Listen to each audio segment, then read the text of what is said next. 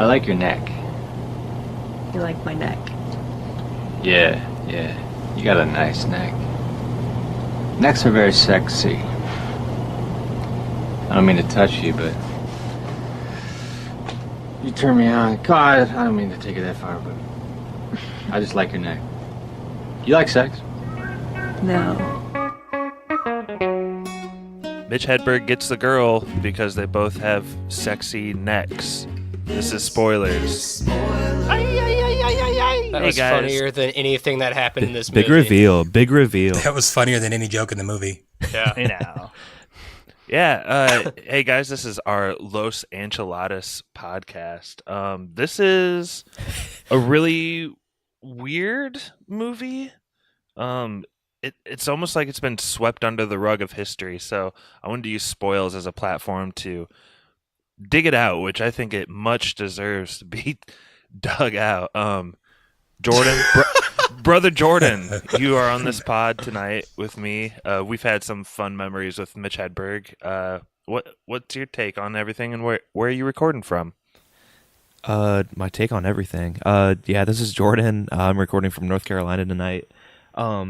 I feel like a lot of the movie was a build up to him being able to drink beer and hang out in a hotel room with his friends, which seems like what Mitch Hedberg probably did normally on the road and stuff. So, yeah, kind of not sure what to think about it. So it's a little rough in parts, but yeah, we'll get to it, I'm sure. Pappy, you've been saying this is like the worst movie since Higher or something. What? I mean, I know you like bad movies. What in particular just makes you cringe when you watch this guy? Well, Pappy, recording from Denver, Colorado. And when I say it's the worst movie since Higher, I mean it's the worst movie anyone's picked for this podcast since Higher. And I'm going to go ahead and throw out there that it's the worst movie ever picked for this podcast. It just wasn't really funny, but I will give it some points for being set in the Twin Cities, baby. That's where I used to live. Stevie, you usually pretty much echo what Pappy says. Where are you recording out of, and what do you Dude, think? you should have heard my scathing review of Time Bandits. Believe me. I ain't no echoer. I'm joking. Please introduce yourself. What are your Stevie, initial thoughts on the movie? I'm running a fever because this movie was so shitty. 2 words to describe this movie: food poisoning. That's all I'll say. Ooh, I like it. But Stevie, I thought you would like Mexican food. Dude, that's not Mexican food. Honestly, this was Clerks in a Taco Bell, and it was so frustrating to watch. Well, I don't think they serve drinks in a Taco Bell, but Mikey, last time I was with you, we were in a car listening to Mitch Hedberg, and then I dropped you off at a Mexican restaurant. Mm-hmm. Where are you recording from tonight, buddy boy? Elkhart, baby. Recording from Elkhart. Yeah, like Stevie said, this reminded me of Clerks, so just like an even cheaper version of Clerks. So I don't really know much about Mitch Hedberg, so that's your guys' comic. I don't know too much about him. Yeah, other than he died.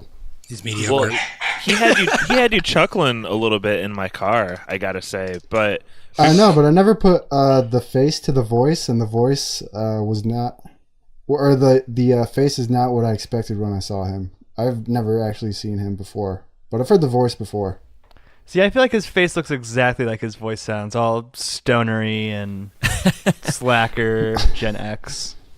Well, before we get too far away from Mikey, I wanted to, most importantly, I think you should give a plug to that restaurant I dropped you off at, and also fill us in on what you ordered.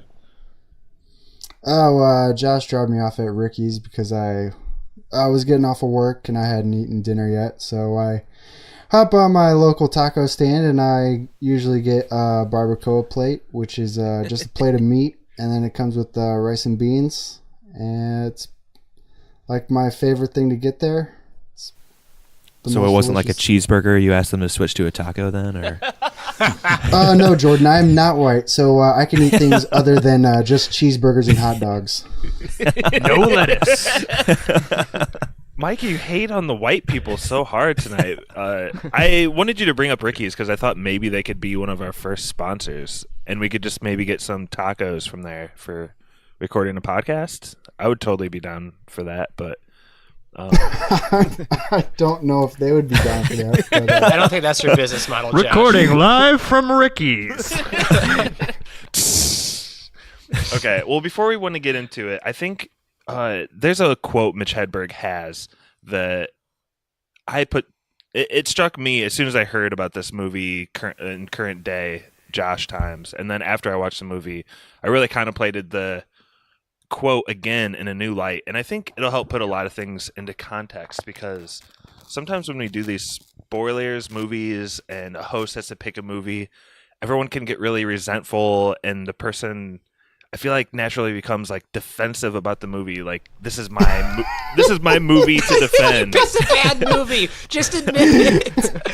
It's no Time Bandits, Josh. Don't even try to put these things in the same. No. All I'm saying is, like, I'm not always picking my movie because I think it's a great movie. And anyway, I'll let Mitch Hedberg speak to this. I'm gonna play this, and we'll add a better audio in post. So here it is. But I'm a stand-up comedian. I got into comedy to do comedy, which is weird, I know. No. When you're in Hollywood and you're a comedian, everybody wants you to do other things besides comedy. They say, all right, you're a stand-up comedian. Can you act? Can you write? Write us a script. They want me to do things that's related to comedy, but not comedy. That's not fair. It's as though if I was a cook and I worked my ass off to become a good cook. They said, all right, you're a cook. Can you farm? Rebel. I think what's so funny about that is this is from a stand-up 5 years after the movie, and he's basically saying, I'm a shit writer. And he also directed Los Enchiladas, and I think we can all agree he's not a real good director either. There was a lot of close-ups in this movie that didn't need to be so close up. I was talking to Brett earlier. It feels like a sitcom pilot that didn't get picked up. Mm-hmm. Like, there's so many like flat shots. Like, okay, we watched this on YouTube. Was this edited like on a VCR and just uploaded straight to YouTube? Because the beginning is rough. Yeah, looks like it. I was wondering if that was like done on purpose or if it was just. I mean, because it's a homemade movie, so you don't know how these guys were editing, and especially back then, it wasn't digital, so it was definitely. They did it on one of those camcorders that tapes straight onto a VHS tape. Yeah, I mean that's how you used to do it. Jay Chandrasekhar, he edited it. my understanding is that this film was actually never released for home consumption. It played at a couple film festivals, and that's it. So this might be someone's like Steadicam or whatever it was back in the 90s version of it. Yeah, and I just want to give a shout out to YouTube user Beater Chew, all one word. The fateful day of November 13th, 2012, he uploaded this to YouTube. It's got like 100,000 views, and most people are saying, like, this is the only place this is on the internet. So thank you for giving us this movie. I couldn't find it anywhere else. So yeah. If it got 100,000 plays on YouTube, this podcast should get like 250,000 downloads. Maybe 500,000. Yeah. Getting into the movie a little bit, it tries to be like a Clerks or a Mallrats sort of driven, just like every day. Like it just plops you down in the middle of a quote regular day for like a whole group of people. I thought this movie was actually going to focus more on Mitch Hedberg, but it really does have like an ensemble feel, and they keep cutting around to different characters. I don't really think any of the characters were good. I thought we might go around and say who like the especially bad ones were. Did you have something to say about Mark Maron, Mikey? Sometimes he's like really off-putting to me, and when I saw his name, I just had to physically take a break from the movie. It was Mark like Maron's 5 too seconds. Caucasian. No, he's just like he plays the same character of like that hateable guy who just complains about everything going on in his life, and surprisingly he was actually pretty funny in this movie, and he had like my favorite line in it about the milk, but he wasn't so bad in it. Just whoever the head chef was, that weird guy was offering him a Coke, and he's like, no, I don't want a Coke, and but he's like, I'll take a milk though, 2%. It was just like so weird, like nobody ever asked for milk. Could I Could I get you, Coke? Is that what you do when you appreciate someone's work? You offer them a soft drink? I thought you might be thirsty. I'll take a milk. 2%. I'm so shocked you thought Mark Maron was funny in this movie. Jordan, did you have any characters that you thought were especially bad, like tilting out bad? I think that is it like his cousin or whatever that comes in like the big jacket, who just like he just like comes out of nowhere and just drops random like stupid lines, and it's basically just a player or like a person for Hedberg or Mitch Hedberg's character to like riff off of, kind of. I guess I really didn't understand that at all. Danny, still checking out the ladies. Yeah, like everything but the Rugrat. How's it going, cousin? It's been a while. That it has, man. I dig the coat. You like this? It's from Zaire. Is that like, is that sewn together raccoons? 100%. I actually think the manager is pretty well developed, even though he leaves about 15 minutes into the movie. We get that he's a racist, he harasses women. You want to know the nutritional value of 4 fucking Fun Duds? Girl, you gotta get a life. You know that? It's important to know what you're putting in your body, Don. My sperm's vitamin fortified. You love it. You know it. He's also a homophobe. He's not averse to violence. Yeah. He's a sexual and normal assaulter. So yeah, we'll get more to him in a minute. Brett, who is your least favorite character? Hey guys, I'm Brett. I'm recording from Fort Wayne. Oh,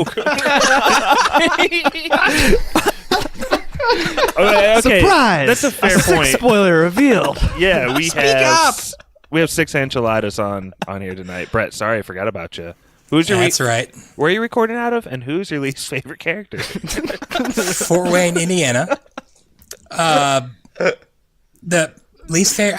I can't stand David Tell. So, and I thought he was pretty useless in the movie. But the worst actress was the hostess. She was awful. Hi, welcome to Los Enchiladas. Oh, yeah. Do you want a shot? Wow, you girls are really influential. I'm doing so bad right now.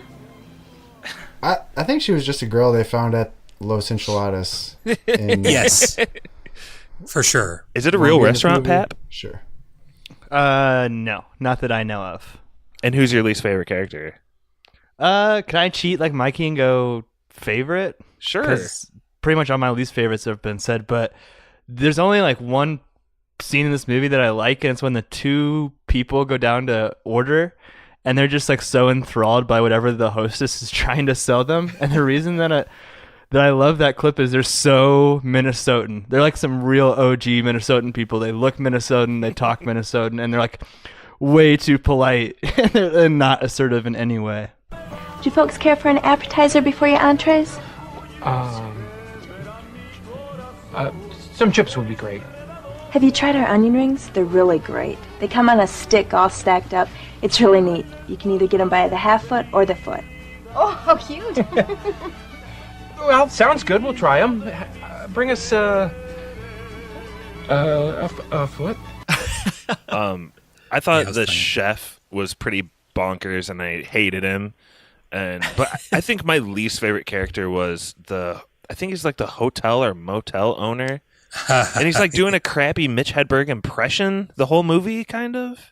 I know you're coming up later, right?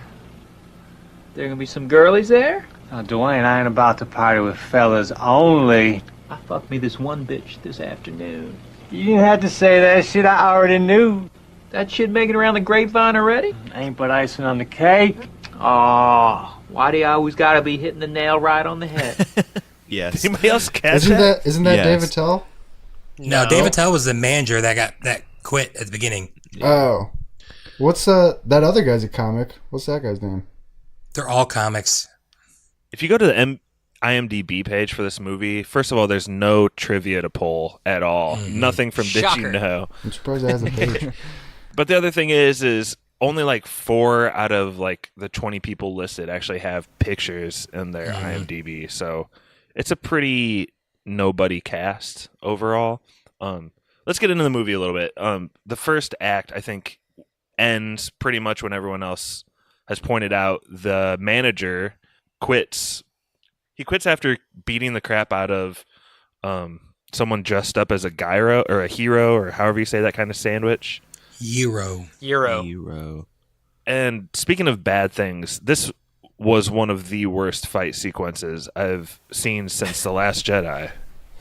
Oh, gosh. Won't let it go. Zing.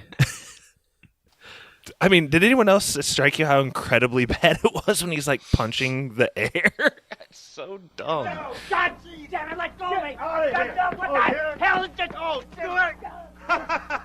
Oh, refried beans up whose ass, huh? How's that? You feel that? You like that? How's that? Oh, who's the tough guy now? Where's my little falafel now, huh? There you go. Hello. Die. Anyway, at the beginning of this movie, we're introduced to our protagonist, Mitch Hedberg, and also his romantic interest. What's her name? Do you guys remember? Her name was like Jenna in real life, but Neck. I don't know. Yeah, and so Mitch Hedberg starts out the day with a one-night stand. He kind of wakes up and says she can use his shower and his shower cap. And Lisa. Nope, Amy. And on the other hand, Amy, who he ends up chasing later in the movie, she is like with a friend who is like a single mom but parties too hard every night.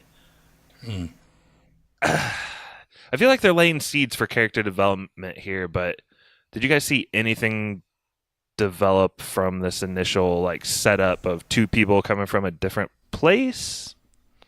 Okay, what I don't understand though is like Mitch Hedberg's supposed to be this like ultimate drifter guy who just wanders around the whole country, but like the movie takes place like basically in his hometown, and he has all the family and connections there and stuff. It's really disorienting.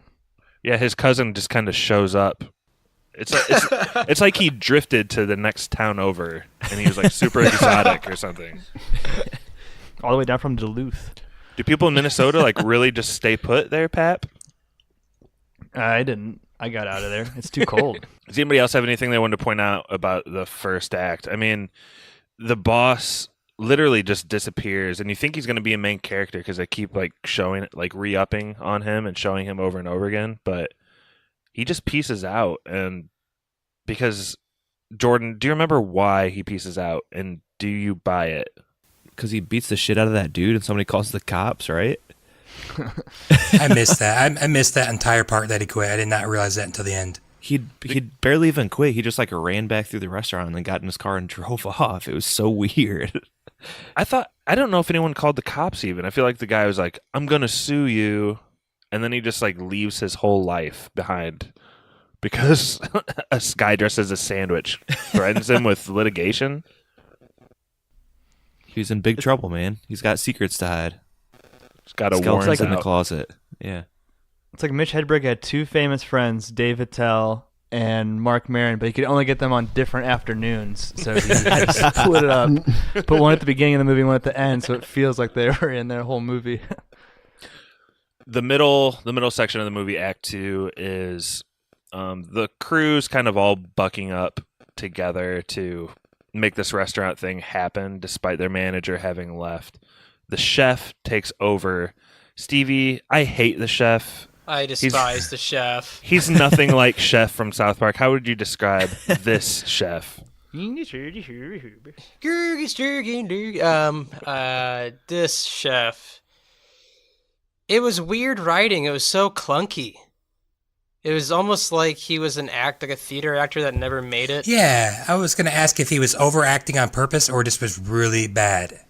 I couldn't understand it. In any scene he was in where he was speaking, I would just like cringe and pause and do other things and come back later and realize he was still on screen.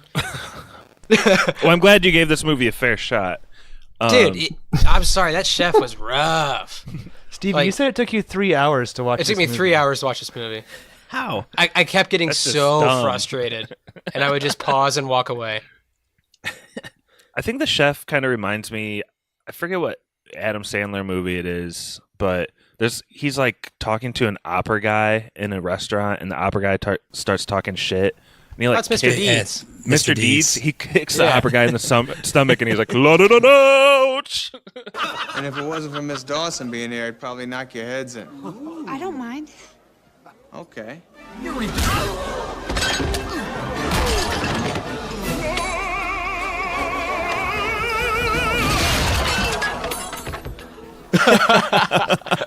Like, this chef is so over the top, but people think he's got this weird mixture of, like, people respect him, but he's totally goofy and out of place.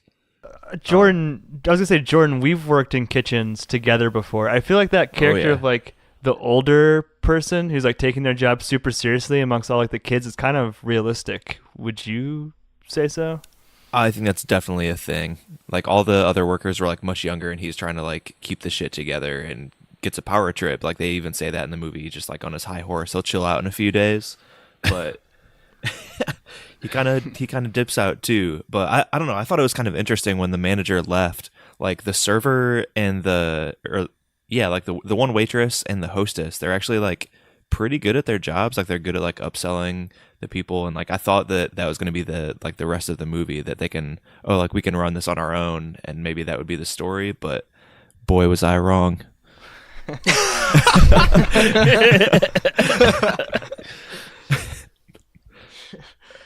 Honestly, nothing really happens in the second act. They just nothing happens in this whole movie. Well, a day passes by, and 3 hours passes by for Stevie. But it's rough. I think this act ends when we do get Mark Maron, and he just is a normal guy, seemingly, that shows up, and the horrible actress hostess, she calls him out as a Buddhist, which, if she doesn't say that, there's no clues to understand, like, what she's talking about at all. But he is sent back to the back room with the chef. And Brett, what do they discuss? This is Mark Maron of the WTF fame, and what can only be one of his first film appearances. What does he talk about? Friend of the pod. Yeah. Well, first of all, I mean, it wasn't great at all, but this was, like, the only scene that I maybe, like, enjoyed for some reason. But they pretty much talk about wording on menus and making it in art form, and it's really weird. I did not expect that to happen, but he wants to do the guy's menu for $30,000 or something like that. Well, you know what? I can help you move food. I will do your entire menu for $30,000. You guys make that much? It's the best part because it was, like, the one scene that was actually written out. Right. I feel like. So the writing was actually pretty strong during this scene. It wasn't. Have you seen the Butterfly Cafe on Grand Avenue? I did that. No, but I drove by it a few times. Yeah, it was weird. So we get our second authority figure leaving. You're good, man. We're good. Why are you expending all your energy making food when you could be describing it? And I don't know what the deeper meaning is here that this is happening, but when they're walking out in the sunset. Yeah. Yeah, the chef and Mark Maron are, like, holding hands walking away, and it does touch back on them later where chef is kind of dressed up as God, and he's, like, doing poetry about food or something, Pappy. Right? They come back to it, I think. I think it's called ham poetry. Yeah, it's like he's doing, like, a speakeasy. Nice. Thank you. Snap poetry type thing. Stand-up poetry. And slam poetry. They end up getting through the day, and they hand off the restaurant to the night shift. And I don't know why someone's snapping, but then it's kind of my thing. Yeah, that's Brett's catchphrase. That's so bad. So the group succeeds, right? And they leave the restaurant, and what can only be the worst and longest single scene of the movie happens, where there's a party, the worst party ever, for like 15 minutes. Pappy, were these the kind of parties you went to in Minnesota as well? Is this all they got up there, or what? Very reminiscent of a Minnesota party where everyone's just in a really small room to stay warm together, relying on body heat. trying to survive the night. Yes. I'm looking at a still frame, and besides for like the shot being totally blown out, there's like 12 people sitting in this hotel room, and it's like, oh my god, there's no cinematography in this movie. Like, there's no even sense to like get a cool looking shot of all these people in this room or anything creative. It's just like a flat shot with like two people talking and what looks like a bunch of friends trying to squeeze into frame. It's pretty painful. That scene culminates with the sexy neckline from earlier coming full circle, and so the kiss in the bathroom. You've got a nice neck.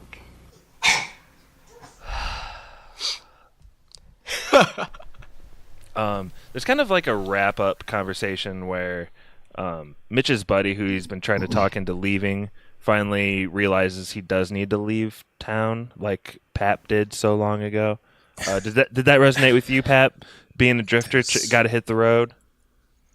Yeah, I wish I would have had like the drifter's manual for Mitch Hedberg to accompany with me on my journeys. But no, nothing in this movie resonated with me for real though. I flew through the plot there because it's really super thin. Does anyone else have any plot? Yeah, plot question mark. Yeah. But does anyone else have any scenes or like performances that we didn't bring up that you want to touch on from this masterpiece? I just couldn't believe how many people worked there. I kept thinking it was 3 different restaurants. I mean, it was 50 minutes in the movie, and okay, maybe 30 minutes in the movie, and they show those 2 random people making the chicken sandwich, the Italian chicken, and I was like, "What restaurant is this?" And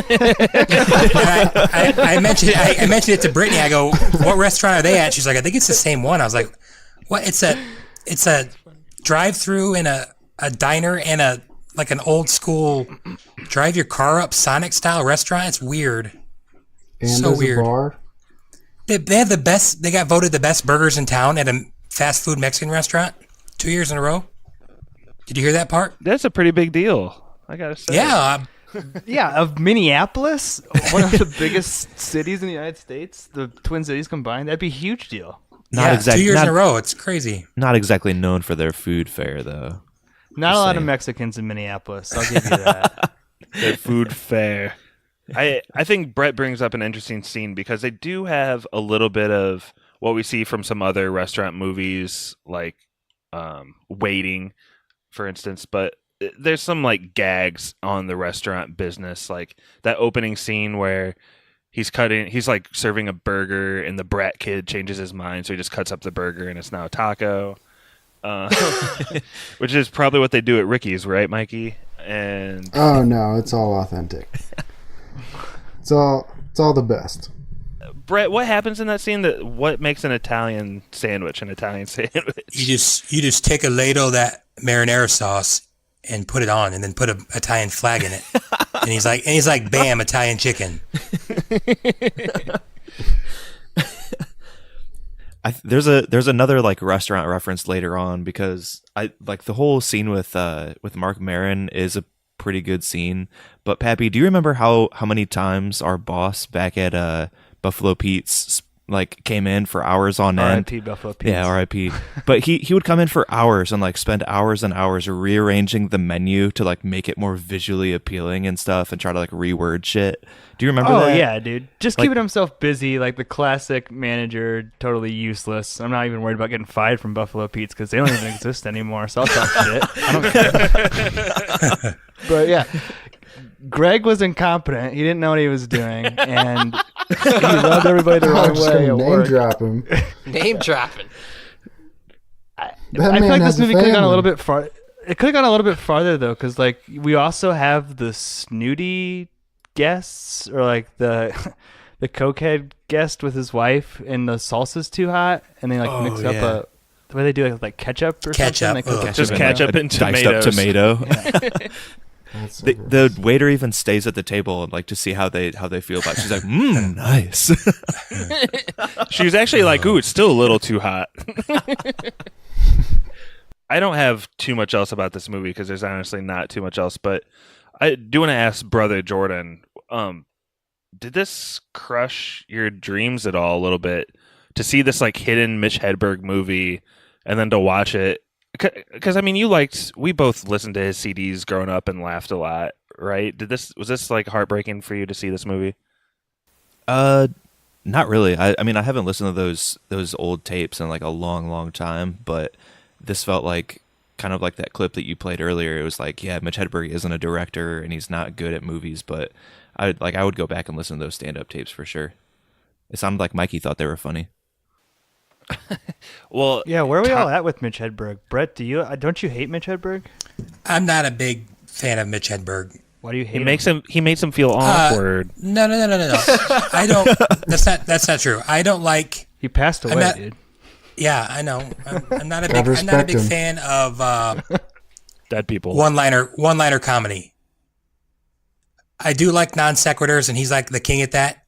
But like, I'm not a big fan of one-liners over and over and over. That's what he was to me. Pappy, what do you think? Oh, I like him. I used to like him. I still do, but I used to too. Nice. I definitely do like one of his jokes, and I still remember it from back in college. It was, I haven't slept for 10 days because that would be too long. I always like that one. One super silly one that me and my dad always say to each other is, I had a friend who said his favorite food was tomatoes. I waited for him to say cherry tomatoes, but then I realized it was tomatoes. Just. See, that's... I think this podcast is proving that Mitch Hedberg's timing is intricate to his humor. Yes. It's tough to replicate. Stevie, do you like Mitch Hedberg? Showing that he's not funny. Yeah, I do like Mitch Hedberg, and he wrote Los Enchiladas, right? Yeah. He did everything. Yeah. I understand why this movie sucks. Well, when you think about it, he wrote this movie, like, it seems to me, he wrote this movie like a stand-up routine where he was going to play every character. And like what we just realized, no one can really emulate him besides him. Dude, yeah, and a couple of the scenes just feel like set pieces for him to do stand-up comedy. Like, Yeah. there's one point where he's drunk with a mic in the restaurant just doing his Mitch Hedberg thing. I got an announcement to make. 86 jalapenos, everybody. We got no more jalapenos because y'all never appreciated them in the first place. Like when he's talking about like a paper shredder versus like shredding paper with your hands, I laughed. But then it's just like, that's his stand-up. I love his stand-up. But him as like a writer for everyone else. Woof. I thought that was actually one of the most interesting parts of the movie is how he tried to weave his jokes in different ways. It was the best when it was just him saying it, and it was the most cringy when it was like a two-part conversation with someone else. They're like feeding each other. I think I even recognized a couple of his jokes as lines in the movie. It's just really weird, and that's why that hotel manager just irked me the most, because he's just trying to be Mitch Hedberg, saying Mitch Hedberg lines, and it does not work. Why don't you exchange that straw for one of these toothpicks marinated in cinnamon oil? I like the straw. You can fold it and unfold it, see? Don't taste like cinnamon, though. A lot of things don't. Right. Like bananas. I owe you guys for another week right about now, don't I? Yes, you does. Like it didn't work when me or Brett said it earlier. But the one other thing that I'm going to mention, Brett, you kind of hit on, there's like so much space in this restaurant. There's like 6 scenes where they cut back to, I guess there's like a smoking marijuana room in the kitchen. Yeah, the freezer.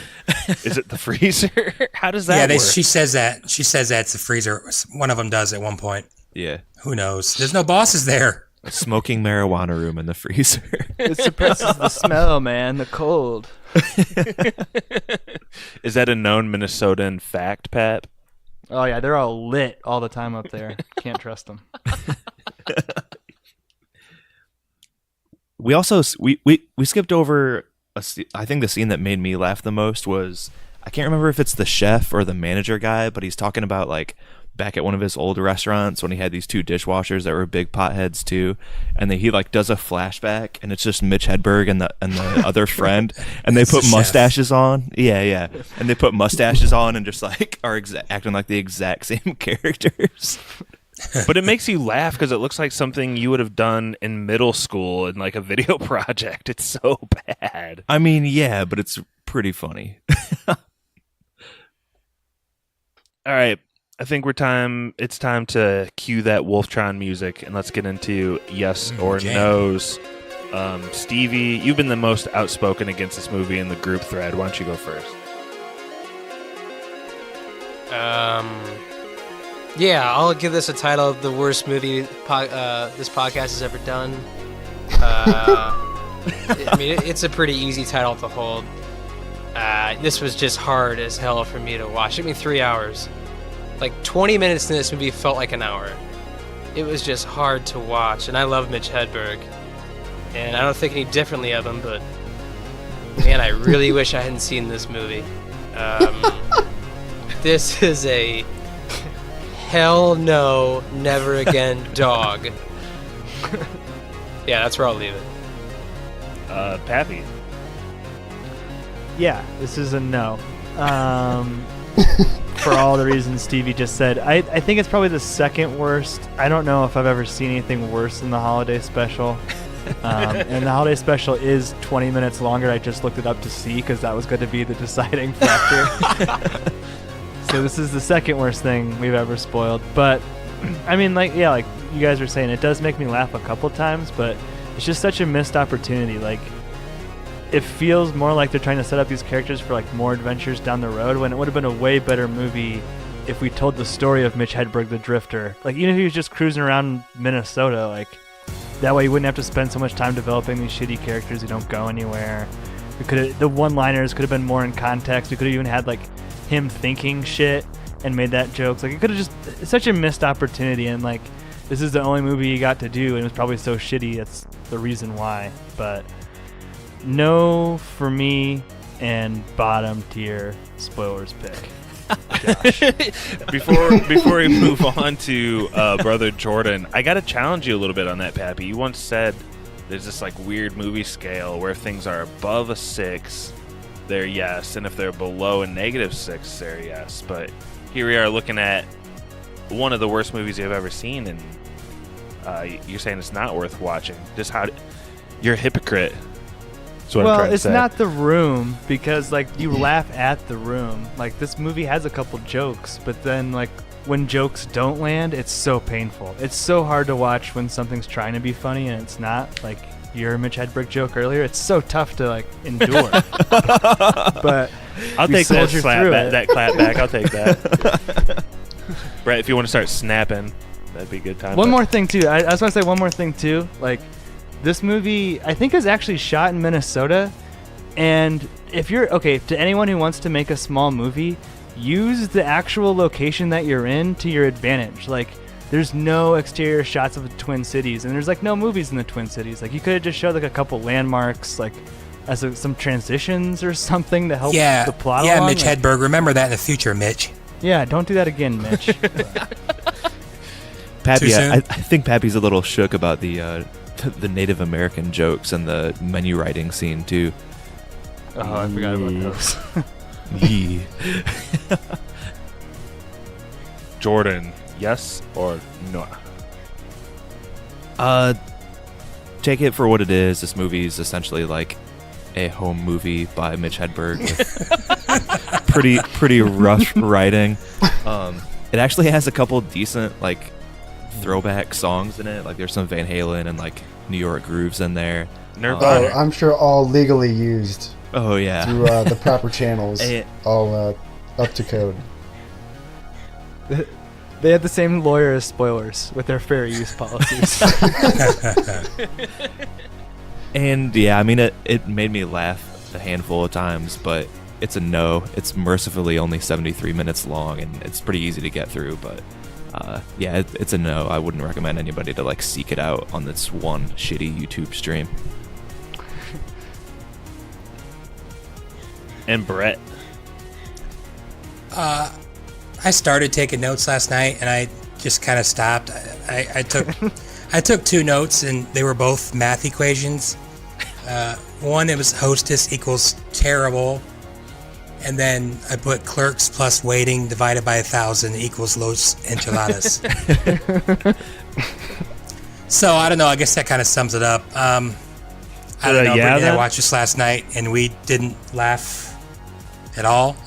Talking about it made me think maybe some scenes were funnier, but this is my 18th appearance on spoilers, and it's my first no. So it's a no. Sorry, Josh. Wow. Oh, no need to be sorry. This is Josh. I chose this movie knowing it was going to be bad, and it fulfilled all my bad expectations. I'm going to give it a yes, and here's why. Geez. And here's why. I'm a big fan of Mitch Hedberg. It's not his best work by far, but I think if anyone is interested in why stand-ups can't necessarily be writer-directors, or why those talents don't always cross-pollinate, I think this is a really interesting movie to watch. And some jokes land, most jokes don't. But it's like a home movie by Mitch Hedberg, like Jordan called it. It's a little slice of history. I think it's kind of rare. I know in future pods I'll try to force references from this movie in, and you guys will all get mad at me, and it'll be funny. And so for those reasons, I will give this movie a yes. Bam. There you go. So Where's Mikey? Oh, I thought. Oh man, I keep forgetting. Yeah, when we do 6 Sucks to be forgotten, enchiladas, doesn't it? when we do 6 enchiladas, it's so hard Wait. to keep track of all of them. But Can I bring up something real quick? I think the last time we had 6 people was Desperado, another Hispanic-based movie. Is there like a trend there, or Get the people going. This is hardly a Hispanic movie.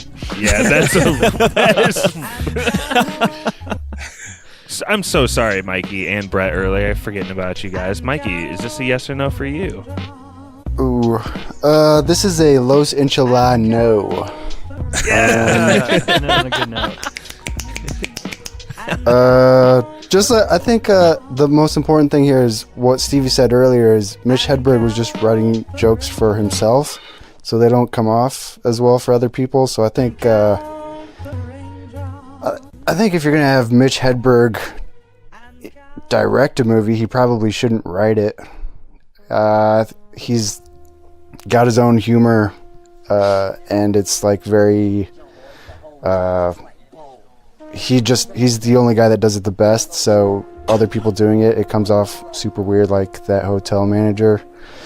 So yeah, he just probably shouldn't write for other people. He's just kind of his own thing. So it was a good effort. I think more people should try and direct and write stuff, but he tried and it wasn't so great.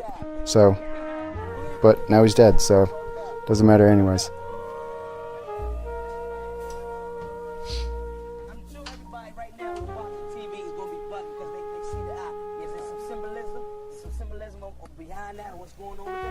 Hello? You guys still there? Yeah, you're there. Classic nihilistic Mikey. Yeah, I think one of the things that's weird about this movie, it is kind of, not anymore since it's on YouTube, but it was a rare movie. It was only played at the 1999 Sundance Festival, and then actually one of the last showings of it was like a tribute to Mitch Hedberg in Anderson, Indiana, the Paramount Theater. That's a sad tribute. Yeah, but it also just makes me wonder, like, what frame of mind did people have handing him this job and so many responsibilities? It's like, you're a pretty funny stoner comic that talks about drugs all the time. Maybe you should act, write, produce, and direct a movie on your own. Like, why is this first endeavor like? That doesn't make much sense to me. And even though Time called him the next Jerry Seinfeld at one point, I think that I don't think he had the work ethic necessarily of Jerry Seinfeld, but he was naturally funny, and I hope that's not lost in how bad this movie is. And like, I think it was Stevie that said, this doesn't ruin how you think of Mitch Hedberg. And does it ruin him for you, Pap, or anyone else? Are you gonna like look at his comedy in a different light now? I'm glad he's dead now. Oh, Jesus Christ. Oh my gosh. It was for the best. I so want to say this is spoilers right now, or that was spoilers, but I got to do trivia first. It's going to be Price is Right rules. Okay, so Mikey, Pappy, Stevie, Brett, Jordan. And there's a BuzzFeed article that the writer tried to collect every single one-liner and rank them of Mitch Hedberg's. So the question is, according to this BuzzFeed article, how many one-liners did Mitch Hedberg have? In his life? In his... What? Yeah. On the list? Recorded one-line jokes. Actually, some of them are 2 lines, but you get the idea. They're, quote, one-liners. This is Price is Right. Yeah. Gosh, he could rattle off so many in an hour CD. I mean, I would have to say like 10,000. I would have to say something crazy like that. I haven't slept for 10 days because that would be too long.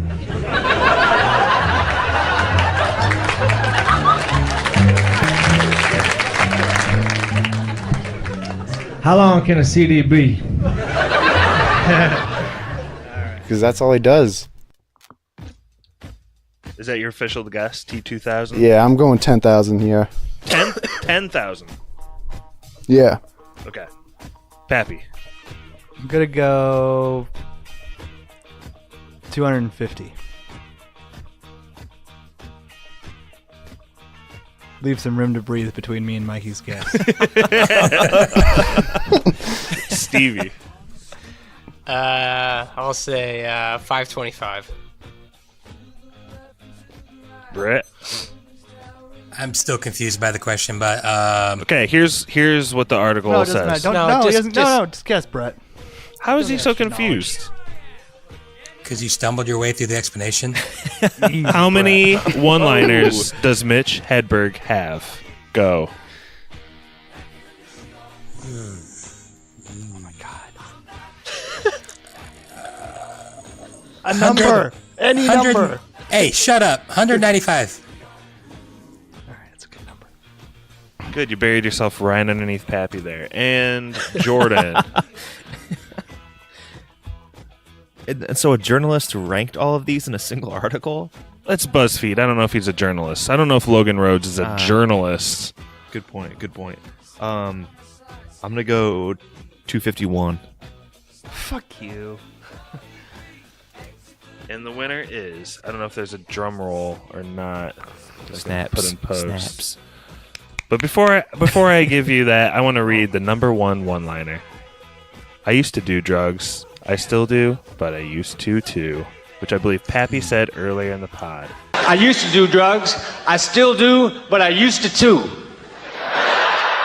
You know. But Pappy, Jordan, with his 251 guess, does win after trapping you in. As this, according to this BuzzFeed article, 275 one-liners from Mitch Hedberg. It's been a long time coming, boys. Man, how long has it been? Young too. Guns? Oh, it's been a while. Swiss Family? Swiss Family.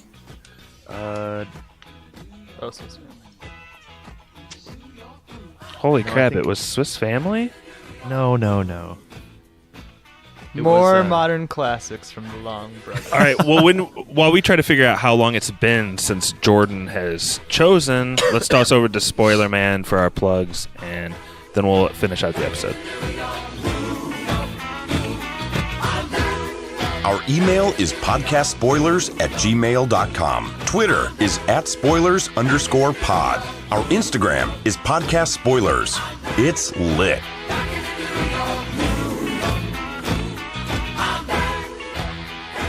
Welcome back, everyone. Jordan, you take that break. Did you choose your film?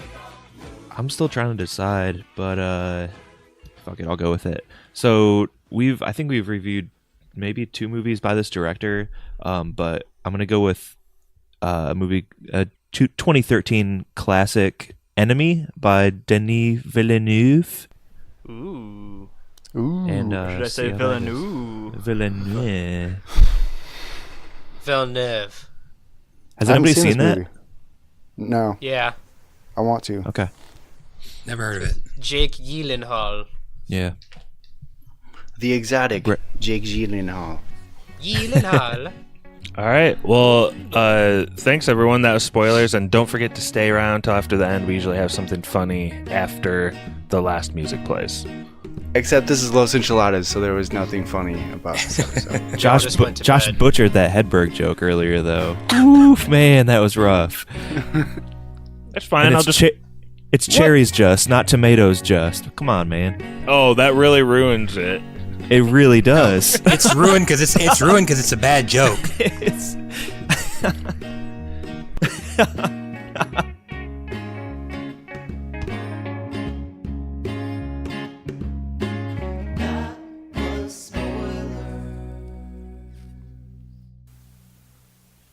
Check the run times. 90 minutes. And Hey, you can never win. I chose a 93-minute movie, and I get shit on. Oh, it felt like 3 hours. Dude, it was rough. A 3-hour film. But it's only 60 minutes. Like, Passion of the Christ was more enjoyable than this movie. I laughed during Passion, at least. Yeah. Plus, there's I Pappy can't Devil wait for Baby. part 2. I can't wait for part 2. That's going to be, whenever that comes out, it's the last episode of spoilers. The alpha and the omega of spoilers. All right, Chode, what you got? Jesus. And we're back. That was spoilers.